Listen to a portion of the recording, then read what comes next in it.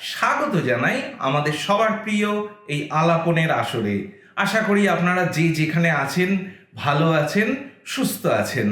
আমাদের এই আলাপনের আসরে আপনারা বরাবর শুনে থাকেন আমাদের অনুষ্ঠান শোনা ও দেখার পর তাতে আপনারা যে মতামত লিখে জানান সেই সব কথা।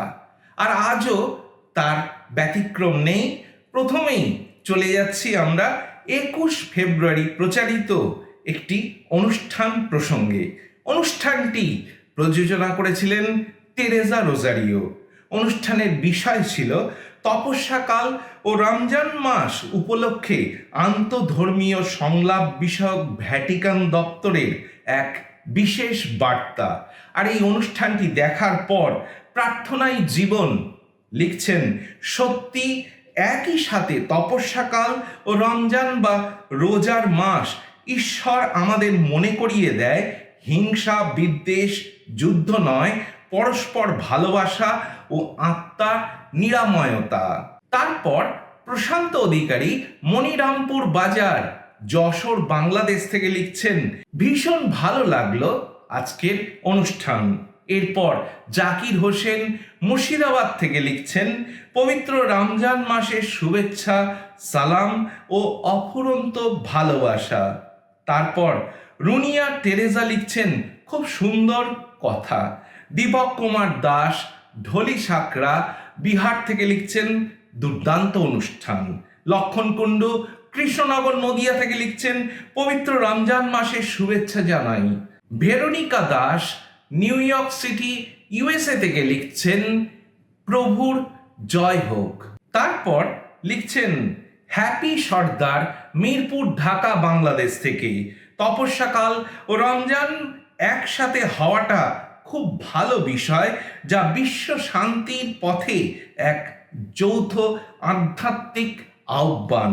হিংসা বিদ্বেষ ভুলে গিয়ে সম্প্রীতি ভালোবাসা ও আধ্যাত্মিকতার মধ্য দিয়ে নিজেকে শুদ্ধতার পথে এগিয়ে নিয়ে যাওয়া এবং ঈশ্বরের সান্নিধ্য লাভ করা, এটাই দরকার।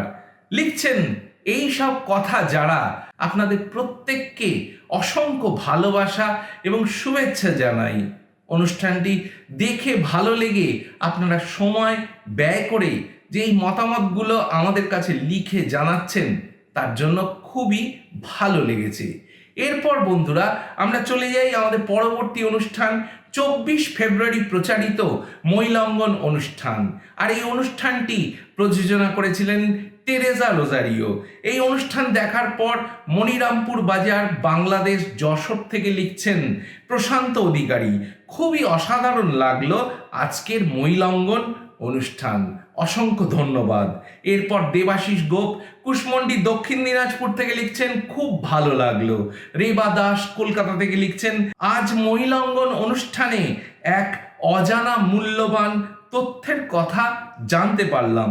তা হলো প্রথম মহিলা ভাষা শহীদ কমলা ভট্টাচার্যের কথা। তাঁর ওই কিশোরী বয়সের অদম্য সাহসিকতা ও আত্মবলিদানের জন্য সত্যি তিনি আমাদের কাছে চিরস্মরণীয়া হয়ে থাকার যোগ্যা। অনেক ধন্যবাদ কমলা ভট্টাচার্যের মতো একজন মহিয়সী নারীর জীবনী আমাদের সামনে তুলে ধরার জন্য। এরপর এম জামাল আহমেদ সুবর্ণ বাংলাদেশ ঢাকা থেকে লিখছেন, আয়োজনটি ভালো ছিল। তারপর হ্যাপি সর্দার মিরপুর ঢাকা বাংলাদেশ থেকে লিখছেন, মহিলাঙ্গন অনুষ্ঠানে আজ শুনলাম কমলা ভট্টাচার্যের জীবন গাথা। কিশোরী কমলা ভট্টাচার্য বাংলা ভাষার মর্যাদা রক্ষা করতে গিয়ে নিজের জীবন উৎসর্গ করে এক অসীম সাহসীর পরিচয় দিয়ে গেছেন, তাকে স্যালুট জানাই। আগনেস পালমা শেষ মতামতে লিখছেন, প্রণাম কমলা। বাহ, কি সুন্দর মতামত আপনারা এই অনুষ্ঠান শোনার পর যে লিখে পাঠিয়েছেন, তা ভীষণ ভালো লাগছে। ভীষণ উদ্বুদ্ধ বোধ করছি যে এইভাবে আপনারা আমাদের পাশে রয়েছেন এবং প্রতিটা অনুষ্ঠান শোনা ও দেখার পর এই মতামত লিখে জানাচ্ছেন। আপনাদের সবাইকে অসংখ্য ধন্যবাদ জানাই। এরপর বন্ধুরা আমরা চলে আসি আজ এই আলাপনের শেষ অনুষ্ঠান প্রসঙ্গে। অনুষ্ঠানটি প্রচারিত হয়েছিল 5 মার্চ, বিজ্ঞান জগৎ অনুষ্ঠান। আর এই অনুষ্ঠান দেখার পর অনাথ বন্ধু দেবনাথ কেশবপুর, যশোর, বাংলাদেশ থেকে লিখছেন, অনেক অজানা তথ্য জানতে পারলাম। এত সুন্দর তথ্যমূলক একটি অনুষ্ঠান উপহার দেওয়ার জন্য অশেষ ধন্যবাদ। অনিমেষ দাস নালিকুল, হুগলি থেকে লিখছেন, বিজ্ঞান জগতের অনুষ্ঠান থেকে নতুন বিষয় জেনে ভালো লাগলো। প্রশান্ত অধিকারী মনিরামপুর বাজার, যশোর, বাংলাদেশ থেকে লিখছেন, ভীষণ ভালো লাগলো আজকের বিজ্ঞান জগৎ অনুষ্ঠান। তারপর প্রবীর মিশ্র বারাসাত, উত্তর 24 পরগনা থেকে লিখছেন, অজানা বিষয় জানলাম, খুব ভালো লাগলো। এরপর লক্ষণ কুণ্ডু কৃষ্ণনগর, নদিয়া থেকে লিখছেন, বিজ্ঞান জগৎ অনুষ্ঠানটি শুনলাম, খুব ভালো লাগলো। শঙ্কর হালদার সাধনপুর রোড, আমবাগান, পূর্ব বর্ধমান থেকে লিখছেন, যে ভাত অন্তত প্রতিদিন 2 বার নিয়মিত খাই, সেই ভাত গরম বা ঠান্ডা করে খেলে তার উপকারিতা বা অপকারিতা সম্পর্কে অত্যন্ত গুরুত্বপূর্ণ কিছু তথ্য জানতে পারলাম। আজকের বিজ্ঞান জগৎ এই অনুষ্ঠানের জন্য ধন্যবাদ জানাই। ফয়সাল আহমেদ শিপন লিখছেন, বাংলাদেশ, ঢাকা থেকে, ধন্যবাদ এই অনুষ্ঠানের জন্য। প্রিয়ঞ্জিত কুমার ঘোষাল বেহালা, কলকাতা থেকে লিখছেন, অনুষ্ঠান থেকে অনেক অজানা কথা জানতে পারলাম। একটি সুন্দর অনুষ্ঠান উপহার দেওয়ার জন্য অসংখ্য ধন্যবাদ জানাই। তারপর হ্যাপি সর্দার মিরপুর, ঢাকা, বাংলাদেশ থেকে লিখছেন, বিজ্ঞান জগৎ অনুষ্ঠানে খুব ভালো একটি বিষয় তুলে ধরা হয়েছে, যা আমাদের নিত্যদিনের জীবনের অতি প্রয়োজনীয় ও প্রধান খাবার। কথায় আছে না, যাকে বলে মাছে ভাতে বাঙালি, সেই ভাত সম্পর্কে খুব সুন্দর তথ্য জানতে পারলাম।